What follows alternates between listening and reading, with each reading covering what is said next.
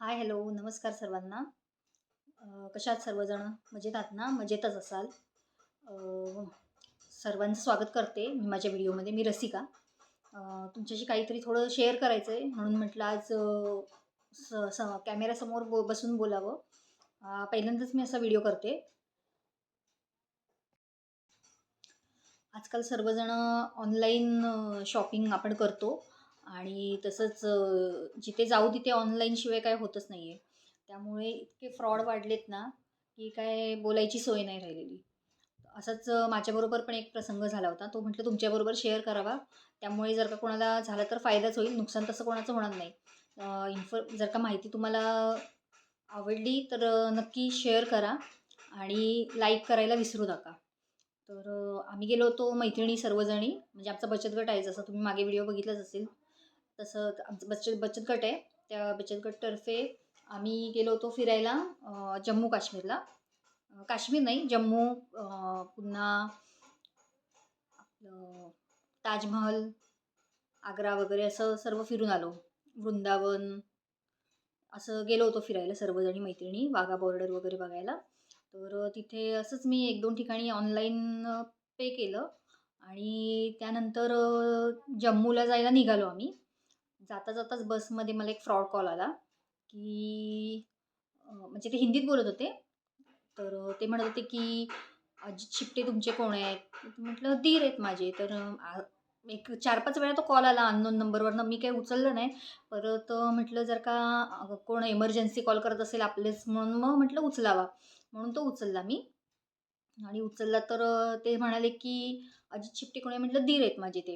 तर त्यांनी सांगितलं, की त्यांनी अशी-अशी माझ्याकडनं अमाउंट घेतलेली आहे. तर तुम्ही ते पे करा म्हणून. तर ते फोनवर सांगायला लागले, की ते काय आमचा फोन उचलत नाही आहे. त्यांनी आमच्याकडनं असं-असं कर्ज उचललं, इतकी-इतकी अमाउंट घेतली आहे.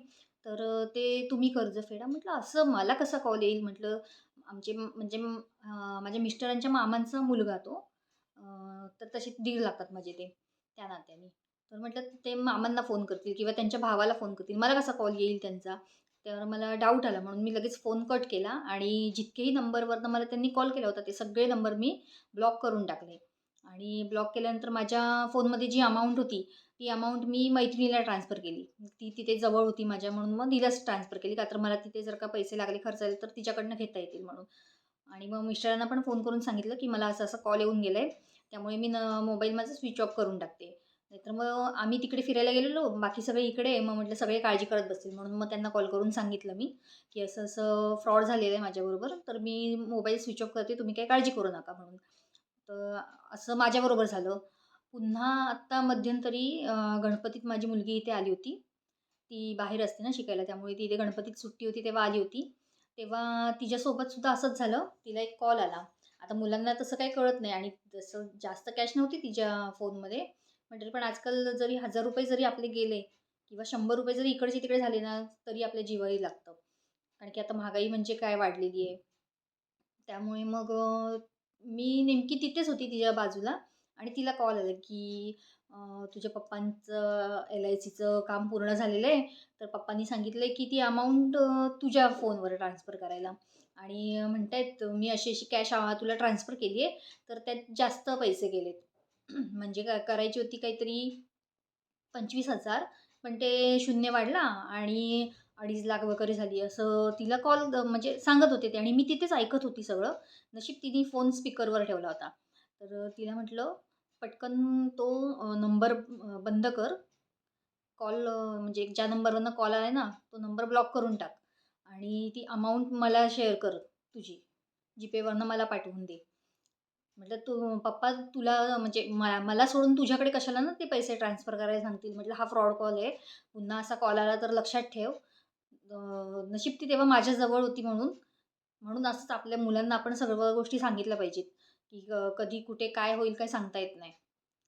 त्याचप्रमाणे आता परवा एक 8 दिवसापूर्वी माझ्या मिस्टरांना सुद्धा तसाच कॉल आला होता. त्यामुळे आजकाल ऑनलाईन करायचं म्हणजे जीपे वगैरे करायचं म्हटलं की जरा भीतीच वाटते. जे जितकं सोयीस्कर आहे ना, तितकंच घातक सुद्धा ठरतं ते त्या गोष्टी आपल्याला. त्यामुळे ह्या गोष्टी करताना बरंच विचार करून करावं लागतं. मी सुद्धा एका मैत्रिणीचा असाच YouTubeवर व्हिडिओ बघितला होता, वर्षा चौधरी म्हणून. तिने असंच म्हणजे आम्ही ट्रिपला म्हणजे मी असे व्लॉग बघत असते सारखे, जे आपल्याला इन्फॉर्मेशन वगैरे मिळत असतात त्याच्यातनं असं चांगलं. तर असंच तिचा बघत होती. बघता-बघता तिचा हा व्हिडिओ माझ्यासमोर आला. म्हणून म्हटलं बघावं काय आहे ते. तर तेव्हा तिने सांगितलं होतं. तेव्हा मला लक्षात आलं जेव्हा मला कॉल आला ना पहिल्यांदा, की असं-असं तुमच्या दीरांनी कर्ज घेतलंय वगैरे. तर म्हटलं हां, हे म्हटलं फ्रॉड कॉलच आहे. मग पटकन मी ते लक्षात आलं म्हणजे तिने व्हिडिओ टाकला होता त्यामुळे मला समजलं, की हा फ्रॉड कॉल आहे वगैरे. नाहीतर एवढं आपण नाही लक्ष देत कुठे बाहेर असताना आणि ध्यानीमनी राहत नाही, की आपल्याला का कॉल करतील वगैरे. मग ते लक्षात आलं त्यामुळे मग मी सगळं हा पुढचा प्रकार केला होता. तसंच जर का तुम्हालाही ही माहिती फायदेशीरच ठरेल. त्यामुळे आजकाल पुढे जर का तुम्हाला कधी कोणाचा कॉल आला असं, की ह्यानी पैसे पाठवले, त्यांनी पैसे पाठवले आणि ते आपल्याला असं सुद्धा करतात, की आम्ही हां, पैसे पाठवले तर तुम्हाला. हा फक्त मेसेज येतो आपल्याला. पैसे तर आपल्या अकाउंटला जमा होत नाहीत त्यांचे. पण खूप फसवतात ती लोकं आपल्याला. त्यांच्या बोलण्यात इतकं गुंगवून ठेवतात ना आणि कसा आपला तो पूर्ण मोबाईल हॅक करून टाकतात आणि सगळा डेटा वगैरे काढून घेतात, ते आपल्याला कळत सुद्धा नाही. त्यामुळे सावधानतेने तुम्ही सर्वजण राहत जावा. आणि कधी असं कॉल वगैरे आला, तर तेवढी काळजी घ्या तुमची स्वतःची आणि आजूबाजूलाही हा व्हिडिओ शेअर करा. जर का आवडला असेल तर. लाईक करा आणि सबस्क्राईब करायला विसरू नका. एक-एक सबस्क्रायबर आमच्यासाठी खूप महत्त्वाचा असतो.